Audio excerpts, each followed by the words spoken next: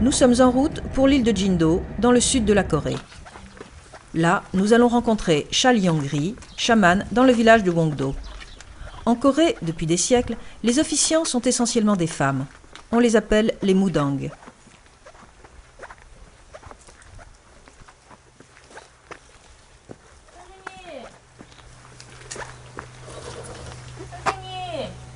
예, 이 두 분은 저요? 전 서울에 살아요. 근데 어떻게 외국말을 그렇게 잘해? 엄마가 돈 없어도 학교를 보내주셔서 학교에서 배웠습니다. Habituellement, leur don est transmis par hérédité ou par les esprits, mais Cha Lyong-ri, elle, a choisi ce métier parce qu'elle avait besoin de gagner sa vie. 다 담아놔서 그렇게 선생 밑에서 연습도 안 해보고 사람이 무슨 행위면 어느 왕이가 저 성에 가서 매했다는 거 이것을 안도 몰라. Elle affirme que les tempéraments forts comme le sien n'ont pas besoin des esprits. Affirmation qui amuse beaucoup Vicky, notre interprète. Pourtant, Cha Lyong-ri est un personnage dont la cohérence nous échappe, car un moment plus tard, elle nous raconte qu'elle peut parler aux mannes errantes et que d'ailleurs, il lui est arrivé dans son village d'en voir certaines. Paradoxe étonnant pour nous, qui n'empêche pas Cha Lyong d'être considérée par les spécialistes comme l'une des meilleures dépositaires de la tradition de Jindo.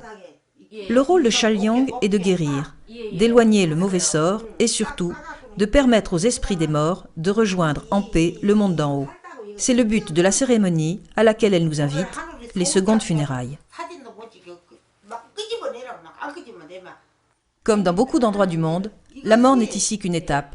On croit que l'esprit du mort erre au moins 49 jours auprès de sa famille avant de rejoindre l'autre monde. Mais il reste d'autant plus longtemps que sa vie fut douloureuse ou que sa mort fut brutale.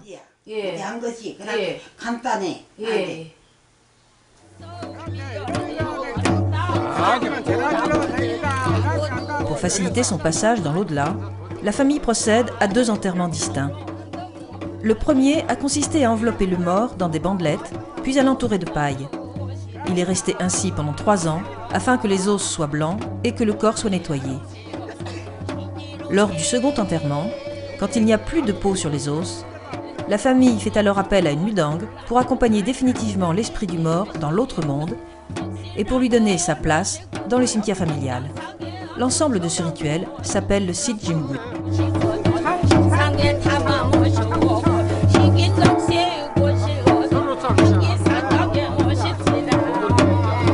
La cérémonie démarre avec la récupération du corps du défunt que les villageois dépouillent de ses principales enveloppes avant de le transporter sur le site du cimetière familial.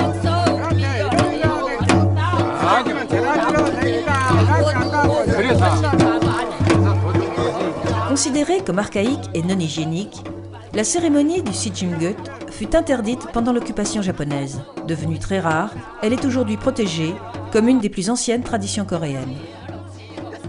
Pendant toute la journée, le rituel va se dérouler en 2 phases parallèles. Tandis que certains s'occupent de terrasser le sol pour creuser la fosse où on enterrera définitivement le corps du défunt auprès des siens, les mudangs s'installent sous une tente de tissu blanc, dressée pour l'occasion, en compagnie de la plus proche famille du mort pour s'occuper de son esprit.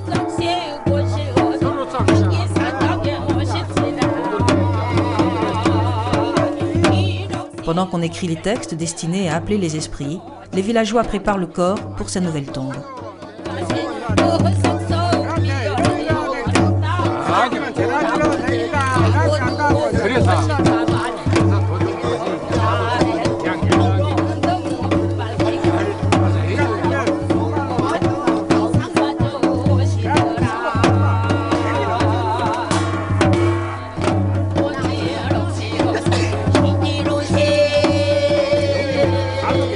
Ils le dépouillent des tissus résiduels.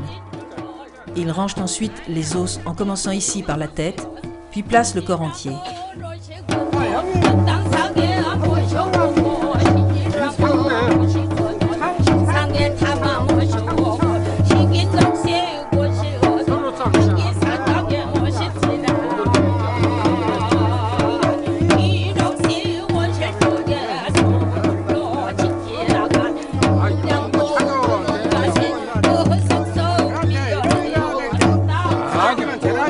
Tandis que le mudang chante, On arrange l'autel avec le feu purificateur représenté par des bougies placées dans des verres d'offrande de nourriture.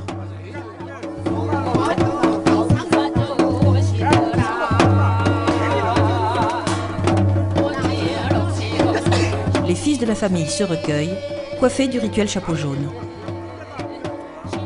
Le véhicule chargé d'accompagner l'esprit du mort dans l'autre monde est déjà prêt. On va le purifier pendant toute la cérémonie afin qu'il puisse jouer son rôle à la fin du rituel. Les mudangs agitent des bouquets de papier blanc découpés pour éloigner les esprits indésirables.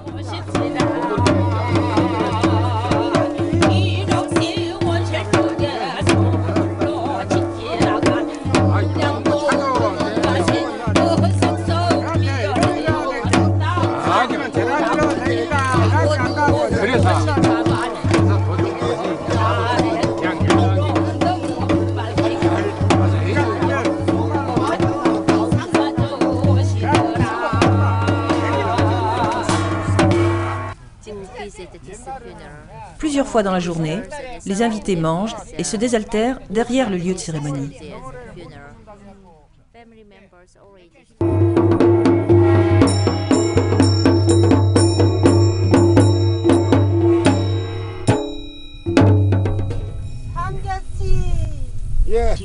La plus âgée des mudangs, Chalyongri, conduit le rituel.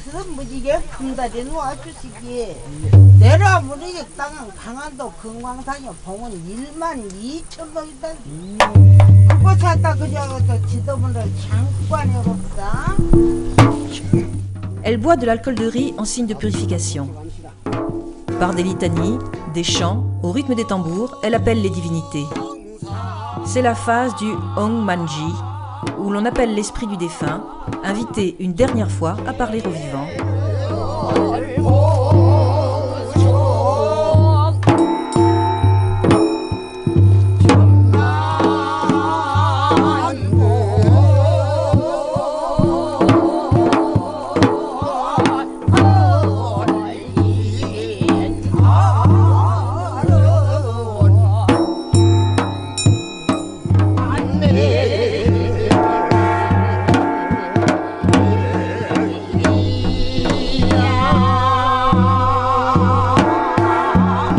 Le corps nettoyé est maintenant dans sa tombe qui se recouvre de terre.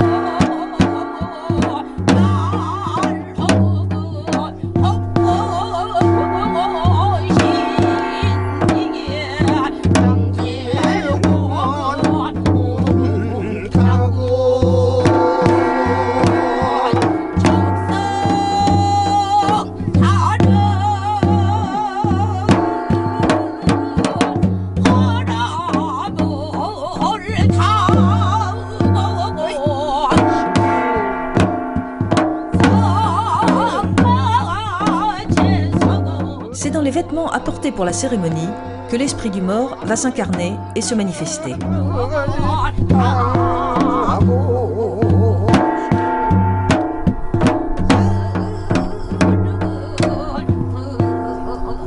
Les chants des mudangs s'appellent alors Jasok Noré. Ils se veulent apaisants pour les membres de la famille. Au son des incantations, l'esprit du défunt viendra habiter une dernière fois ce qui représente symboliquement sa famille, c'est-à-dire une tenue féminine pour sa femme et une tenue masculine pour lui.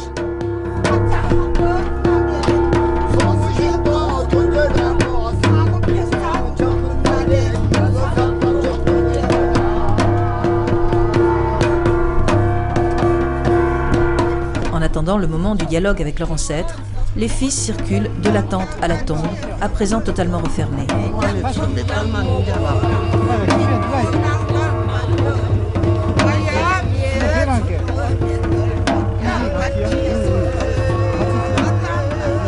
Ils reviennent s'agenouiller devant la Mudang qui chasse le mauvais sort à l'aide des figurines de papier.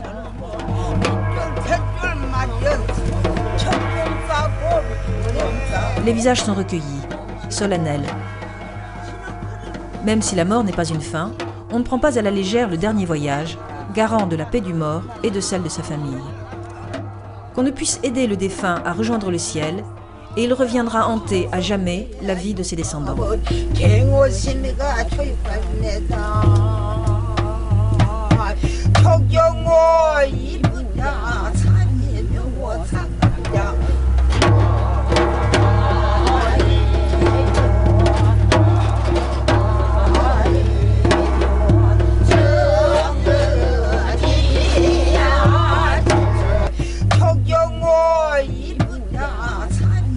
Quand l'esprit a répondu à l'appel, la Mudang, comme la Santera à Cuba, est presque possédée.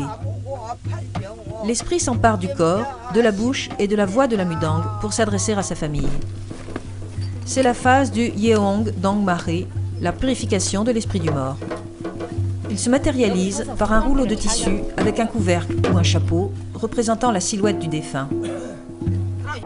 Avant de commencer la conversation, on éloigne de lui les influences malfaisantes avec papiers et couteaux.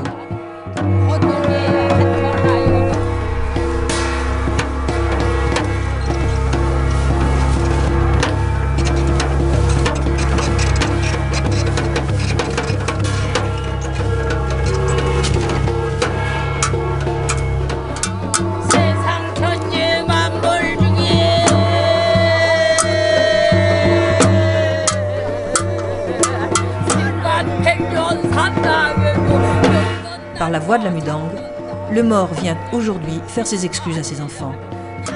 Chalyong nous expliquera que les chants sont beaucoup plus tristes que d'habitude. Le défunt a laissé ses enfants dans une telle pauvreté qu'ils n'ont pu lui offrir les secondes funérailles avant 6 ans, attirant sur eux la honte du village. Les 3 fils et la fille, très émus, partagent sa souffrance et finissent par pardonner à leur père. Nous arrivons au moment du Ko-Puri, la libération des angoisses du mort. Les problèmes et les souffrances de l'existence sont alors défaits, nettoyés eux aussi, comme le symbolisent les draps blancs qui sont secoués jusqu'à ce que le dernier nœud disparaisse.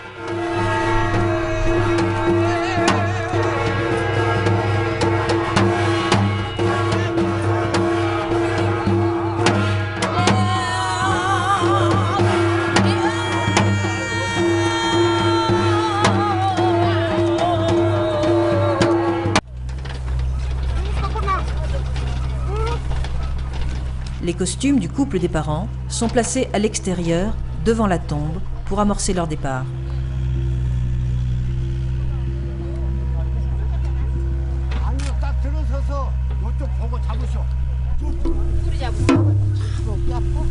Un morceau de tissu blanc est tendu. Il représente le chemin de la vie à la mort. Les Mudang vont y faire circuler le véhicule qui accompagne l'esprit du défunt.